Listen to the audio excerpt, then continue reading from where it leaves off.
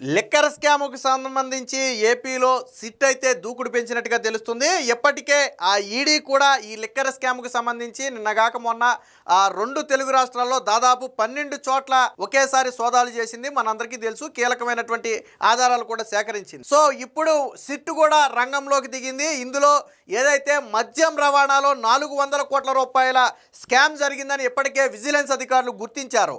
So దాని విచారణలో భాగంగా సిట్ మాజీ మంత్రి కారుమూరి నాగేశ్వరరావును అయితే హైదరాబాద్లోని తన నివాసంలోనే విచారించారు. వాస్తవానికి విజయవాడ సిట్ కార్యాలయానికి రావాలని నోటీసులు ఇస్తే తన వయసు 60 సంవత్సరాలు పైబడి ఉన్న నేపథ్యంలో అంత లెక్క రాలేనని చెప్పడంతో సిట్ అధికారులే స్వయంగా నాగేశ్వరరావు ఇంటికి వెళ్ళి నిన్న దాదాపుగా 1 గంట నుంచి 4-5 గంటల వరకు, అంటే దాదాపుగా ఒక 4 గంటల పాటు విచారణ అయితే చేశారు. ఈ విచారణలో కొన్ని సంచలన నిజాలను నాగేశ్వరరావు ఒప్పుకున్నట్టుగా బహిర్గతమైంది. మేము లబ్ధి పొందాము. అప్పట్లో కొంతమంది సిఫారసుల మేరకు నేను మద్యం ఈ రవాణా కాంట్రాక్టుకి సిఫారసు చేసిన మాట వాస్తవము. అలాగే కాంట్రాక్టర్ దగ్గర డబ్బులు లేవంటే ఆ పెట్టుబడిని నా కొడుకు సునీల్ పెట్టాడు.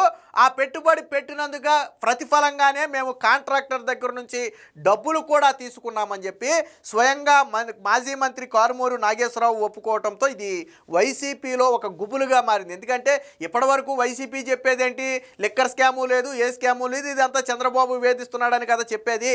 కానీ స్వయంగా మంత్రే రవాణాలో నేను సిఫారసు చేసిన మాట వాస్తవం, పెట్టుబడి పెట్టి దానికి ప్రతిఫలం తీసుకున్న మాట కూడా వాస్తవం అని చెప్పి నిన్న సిట్ అధికారుల ముందు అంగీకరించడంతో ఇది వైసీపీని ఉక్కిరిబిక్కిరిగా చేయబోతుంది. వాస్తవానికి తన కుమారుడు సునీల్ మీద కూడా సిట్టు కేసు అయితే నమోదు చేసింది. అయితే తనను మాత్రం విజయవాడ సిట్ కార్యాలయంలోనే విచారిస్తాము. నాగేశ్వరరావు ఏజ్ మాత్రం పెద్ద ఏజ్ కాబట్టి మేమే వచ్చి వాంగ్మూలం నోట్ చేసుకున్నాము. అవసరమైతే మరొకసారి విచారిస్తాము. ఇప్పుడు ఇచ్చిన సమాచారం మొత్తాన్ని కూడా మేము రికార్డ్ చేసుకున్నాము. తదుపరి విచారణ సాగిన తరువాత మరికొంతమందిని విచారించాల్సి ఉంది. ఇందులో చాలామంది అంబటి రాంబాబుతో పాటు గుడ్ మార్నింగ్ స్టార్తో పాటు ఇంకా కొంతమంది పాత్ర ఉంది. సో ఒక్కొక్క ప్రాంతాన్ని ఒక్కొక్కళ్ళు చేజిక్కించుకున్నారు, ఒక్కొక్క ప్రాంతాన్ని ఒక్కొక్కళ్ళు చేజిక్కించుకున్నారు. సో వాళ్ళను కూడా విచారించాల్సి ఉంది. సో విచారణ తరువాత అవసరమైతే మళ్ళీ వీళ్ళ దగ్గరికి కూడా వచ్చే అవకాశం ఉందని తెలుస్తుంది. మొత్తంగా లబ్ధి పొందిన మాట వాస్తవమే, కాంట్రాక్టర్ నుంచి ముడుపుల రూపంలో లంచాలు తీసుకున్న మాట వాస్తవమేనని చెప్పి స్వయంగా మంత్రే ఒప్పుకున్నాడు. కాకపోతే అది ఎందుకు తీసుకున్నాడు, మేము పెట్టుబడి పెట్టాం కాబట్టి ప్రతిఫలంగా మేము వాళ్ళ దగ్గర నుంచి డబ్బులు తీసుకున్నామని చెప్పి మంత్రి అయితే చెప్పడం జరిగింది. దీనికి సంబంధించినటువంటి బ్యాంకు లావాదేవీలతో పాటు ఇతర వ్యవహారాలన్నీ కూడా ఆల్రెడీ సిట్ అయితే ఇన్వెస్టిగేషన్ చేస్తుంది. దీనికి సంబంధించినటువంటి వార్త ఒకటి వచ్చింది, ఒకసారి చూద్దాం. అవును, లబ్ధి పొందాం. మద్యం రవాణా వ్యవహారంలో మాజీ మంత్రి కారుమూరి అంగీకారం.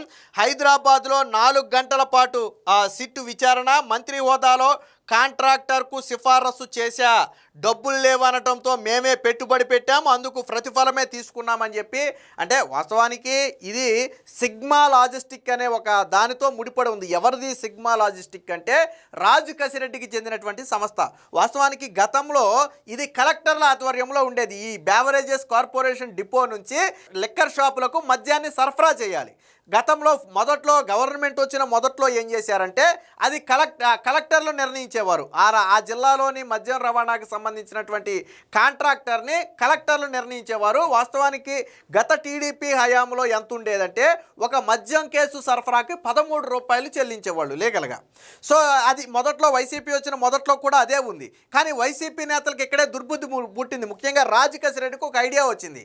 అసలు ఎందుకు ప్రభుత్వము కలెక్టర్లు వీళ్ళందరూ కలెక్టర్లకు ఎందుకు దీన్ని ఇవ్వాలి, దీన్ని కూడా సెంట్రలైజ్ చేసేసి మన చేతుల్లోకి తెచ్చుకుంటే ఆ తర్వాత మన ఇష్టం వచ్చిన వాళ్ళకి ఇచ్చుకోవచ్చు కదా అని ఒక ఐడియా రావడంతో తర్వాత కలెక్టర్లని కట్ చేసి దీన్ని మొత్తాన్ని కూడా బేవరేజెస్ కార్పొరేషన్ ఎండీ దగ్గరికి మార్చేశారు. అంటే ఎవరికి కాంట్రాక్టు ఇవ్వాలి అనేది ఎండీ డిసైడ్ చేస్తాడు. అప్పుడు ఏం చేశాడు, అప్పుడు వైసీపీ నాయకులు ఒక్కొక్క ప్రాంతాన్ని ఒక్కొక్కరు పంచుకున్నారు. అందులో ఉభయ గోదావరి జిల్లాలను మంత్రి కారుమూరి నాగేశ్వరరావు తీసుకోవడం జరిగింది. తీసుకున్న తర్వాత ఏం చేశాడు, కాంట్రాక్టర్ను సిఫారసు చేయటమే కాకుండా ఆ కాంట్రాక్టర్ నుంచి డబ్బులు తీసుకున్నాడు. కాకపోతే నాగేశ్వరరావు ఏమంటాడంటే మేము డబ్బులు పెట్టుబడి పెట్టాము, ప్రతిఫలం తీసుకున్నామని చెప్తున్నాడు. పెట్టుబడి పెట్టాడా లేదా కాంట్రాక్టర్ నుంచి ముడుపులు తీసుకుని దీన్ని సిఫారసు చేశాడనేది విచారణలో తేలుతుంది. దీనికి సంబంధించిన వార్త కూడా ఉంది, ఒకసారి చూద్దాం. వైసీపీ ప్రభుత్వంలో నేను మంత్రిగా ఉన్నప్పుడు మద్యం సరఫరా కాంట్రాక్టు కోసం ఎవరో సంప్రదిస్తే సిఫారసు చేశాను.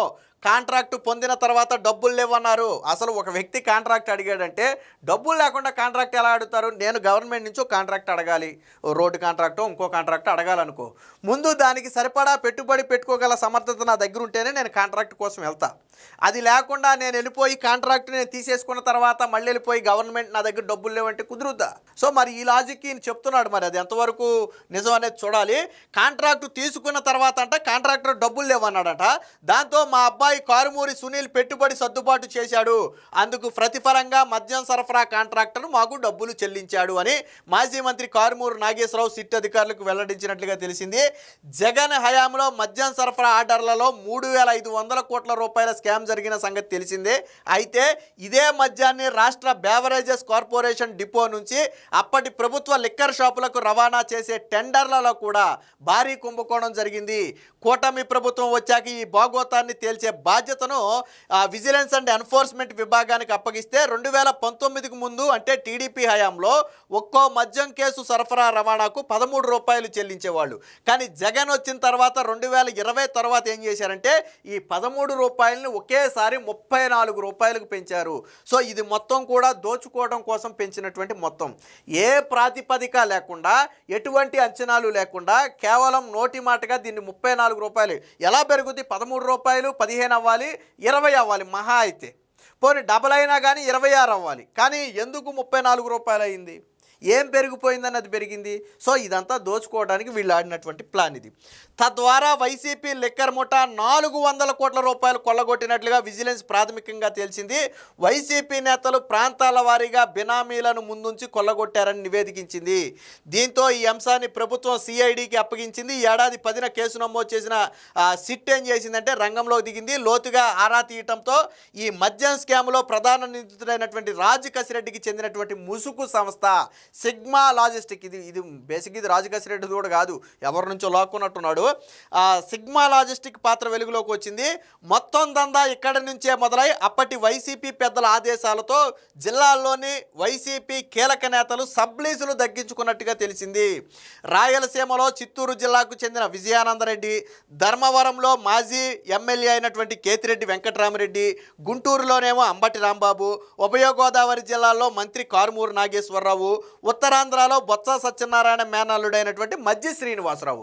సో ఒక్కొక్క ప్రాంతాన్ని ఒక్కొక్కళ్ళు పంచుకున్నారు, మొక్కలు చేసి మొత్తం ఒకడే తీసుకోకుండా ఎవరైతే జగన్మోహన్ రెడ్డికి ప్రధాన సన్నిహితులుగా ఉన్నారో వాళ్ళు ఒక్కొక్క ప్రాంతాన్ని ఒక్కొక్కళ్ళు అయితే పంచుకున్నారు.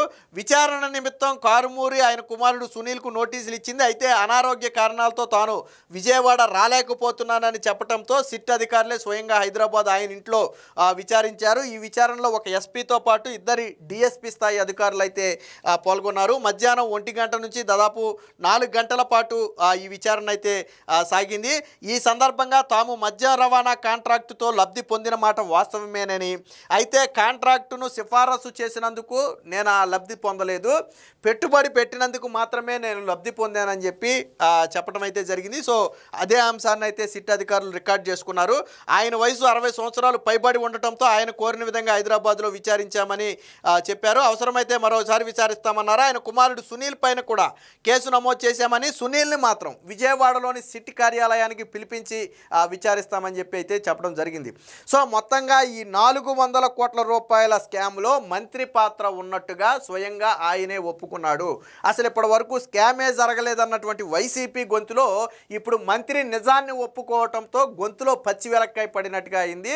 సో ఏది ఏమైనా మొత్తంగా ఈ 3,500 కోట్ల రూపాయల లిక్కర్ స్కామ్కు సంబంధించి రవాణాలోనే 400 కోట్ల రూపాయల స్కామ్ జరిగితే దీన్ని కేతిరెడ్డితో పాటు బొత్స సత్యనారాయణ మేనల్లుడు మజ్జి శ్రీనివాస్తో పాటు విజయానంద్తో పాటు అంబటి రాంబాబుతో పాటు కారుమూరి నాగేశ్వరరావు వీళ్ళందరూ కూడా పంచుకున్న మాట వాస్తవం. అందులో ఈ 400 కోట్ల రూపాయలు ఏదైతే రవాణాలో 13 రూపాయలని 34 రూపాయలకు పెంచి దోచుకున్నారో ఈ వ్యవహారానికి సంబంధించి విజిలెన్స్ అయితే విచారణ అయితే కొనసాగిస్తుంది. మొత్తంగా ఇప్పుడు మాజీ మంత్రి నాగేశ్వరరావు వాస్తవాన్ని ఒప్పుకోవడంతో వైసీపీ అయితే ఇరకాటంలో పడింది.